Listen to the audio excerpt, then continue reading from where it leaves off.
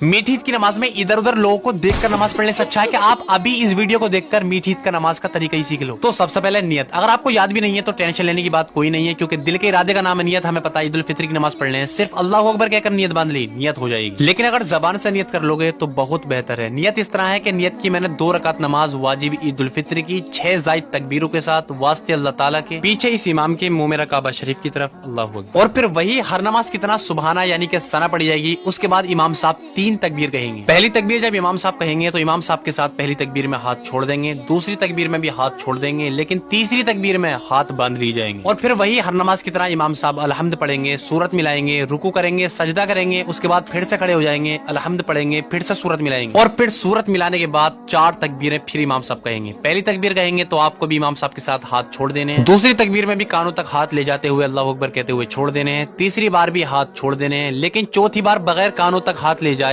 Direct रुकू में चले जाना। और फिर उसके बाद हर नमाज की तरह वही रुकू से खड़े होंगे, उसके बाद 2 सजदे करेंगे, फिर कादा करेंगे और सलाम फिर लेंगे, नमाज मुकम्मल हो जाएगी। लेकिन भैया रमजान का महीना चल रहा है, डबल सवाब मिलेगा। जल्दी से सभी मुसलमानों के पास शेयर कर दो, क्या पता आपकी वजह से कौन दुरुस्त तरीके से नमाज अदा करे।